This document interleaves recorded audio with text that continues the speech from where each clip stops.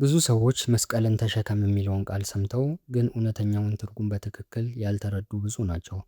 ይህ ያልተረዳነው እውነት ደግሞ ብዙ ክርስቲያኖችን በሁለት አይነት ሁኔታ እያሰቃየን ነው። አንዳንዶቻችንን ለምን እንደሚያስቸግረን ባልገባን መከራ ውስጥ ተዘግተን እንድንቆም አድርጎናል። ሌሎች ደግሞ ምንም ዋጋ የማይጠይቅ እምነት ውስጥ ተመቻችተው ኖረዋል። ሰላም ውድ የጽማዊ ቲዩብ ቤተሰቦች፣ ዛሬ ደግሞ መስቀልን ስለመሸከምና ክርስቶስን ስለመከተል የሚያወራውን መጽሐፍ ቅዱሳዊ ኃይለ ቃል በጥልቀት ተመልክተን ለሕይወታችን ስንቅ ይዘን እንቆያለን። አንዳንዶች መስቀልን ተሸከም ሲባል መጥፎ ጋብቻ መታገስ፣ ሕመምን መቀበል፣ ድህነትን መሸከም ማለት ነው ብለው ያስባሉ። ሌሎች ደግሞ ይህ ቃል ከባድ፣ አስፈሪና ለተለመደ ሰው የማይሆን መንገድ ነው ይላሉ። ግን ሁለቱም ኢየሱስ በእውነት ያለውን አልተረዱም።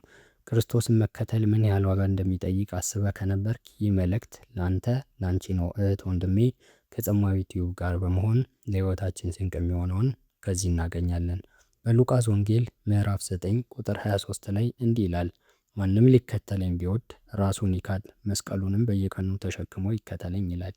እነዚህ ውስጥ 3 ትእዛዞች አሉ። አንደኛው ራስን መካድ ነው። ሁለተኛው መስቀልን መሸከም፣ ሶስተኛው ክርስቶስን መከተል። እና በየቀኑ የሚለው ቃል ሁሉን ይቀይራል። መስቀል አንድ ጊዜ ብቻ የሚያልፍ ፈተና አይደለም፣ በየቀኑ የምትኖረው ሕይወት ነው። ምንም ዋጋ የማይጠይቅ ክርስትና ኢየሱስ ያስተማረው ክርስትና አይደለም። ዛሬ ብዙ ጊዜ የምትሰማውን የምቾት ወንጌል ነው። ስለዚህ የመስቀል ጥሪ ለብዙዎቻችን እንደ አስገራሚ ነገር ይሰማል፣ ግን ከመጀመሪያው ጀምሮ የተለመደ ክርስቲያን ሕይወት መሆን ነበረበት። እንግዲህ መስቀልን መሸከም በእውነት ምን ማለት ነው? ከዚህ ቀጥሎ እንመለከታለን። መጀመሪያ በየቀኑ የእግዚአብሔርን ፈቃድ ከራስ ፈቃድ በላይ መምረጥ ማለት ነው። ለኢየሱስ መስቀል አደጋ አልነበረም፣ ምርጫም አልነበረም። በጌቴሴማኒ እንዲህ ብሎ ጸለየ፣ እንደ ፈቃዴ ሳይሆን እንደ ፈቃዴ ይሁን።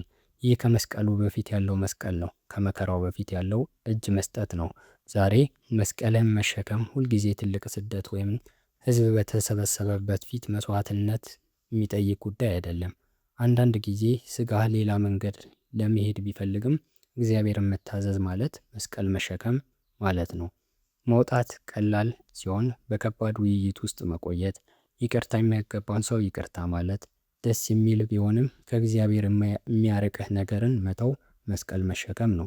የእርሱን ፈቃድ ከራስ ፈቃድ በላይ በመምረጥ ሁሉን መስቀልህን እየተሸከምክ ነው። ይህ ድካም አይደለም፣ ሰው ሊያደርገው የሚችል ከፍተኛ ድፍረት ነው።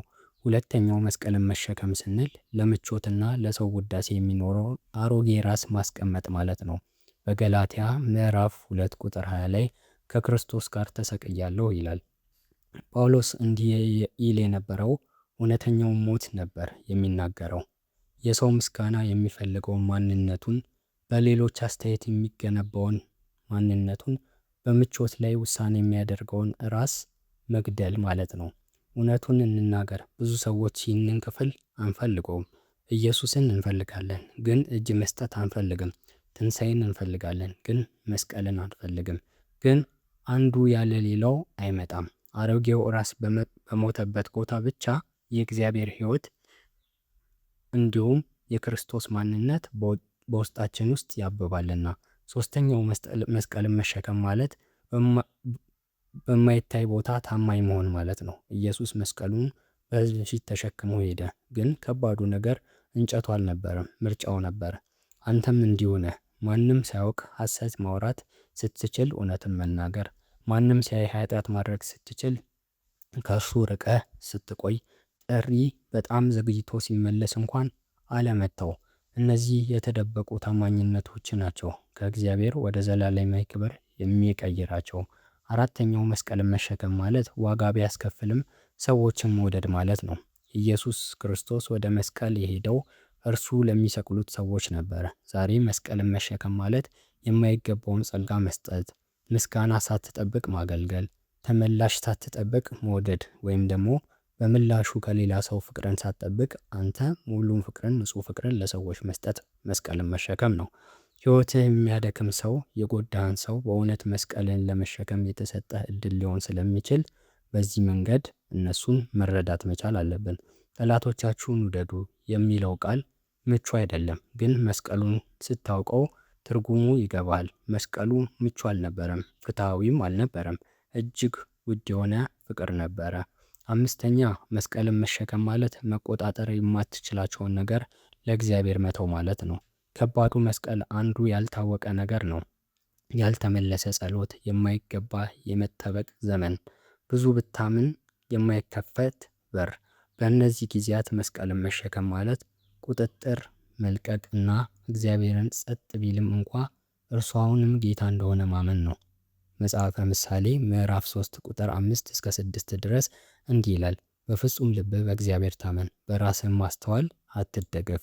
እጅ መስጠት ራሱ የመስቀል አንድ ክፍል ነው። እንግዲህ ዛሬ እንዴት ትሸከመዋለህ? ይህ ሁላችንም ራሳችንን እንጠይቃለን። ቀኑን ሳንጀምር ዓለም ምንም ነገር ሳትጠይቀን በፊት በእግዚአብሔር ፊት ቁም። ጌታ ሆይ የእኔ ፈቃድ ሳይሆን ያንተ ይሁን ብለን መጸለይ። ስጋችን እያሸነፈብን ያለውን አንድ ቦታ ፈልገን አንድ ድክመታችንን ፈልገን በትክክል ለእግዚአብሔር አሳልፈን መስጠት። ትልቅ መስዋዕትነት አይጠይቅም። አሁንም በፊት ያለውን ትንሽ የታማኝነት እርምጃ መውሰድ። ውሳኔውም ያንተ ነው ወንድሜ። መስቀል የሌለው እምነት የተመቻቸ ሕይወት ብቻ ነው፣ በላዩ ኢየሱስ ክርስቶስ ስም ተለጥፎበታልና። ግን መስቀሉን የሚቀበል እምነት ብቻ ወደ እውነተኛ ሕይወት ይመራል፣ ወደ አሮጌው ራስ ሞት እና እግዚአብሔር ያዘጋጀልህን አዲስ ማንነት ይወስድሃል። ይህ ስማ፣ መስቀሉ የታሪክህ መጨረሻ አይደለም። እውነተኛ ሕይወት የሚጀምረው ከዚያ ነው። ዛሬ ምቾትህን ትተህ መስቀልን ለመሸከም ዝግጁ ከሆንክ በኮሜንት ውስጥ እንዲህ ብላችሁ ጻፉ፣ ጌታ ሆይ የእኔ ፈቃድ ሲሆን ያንተ ይሁን።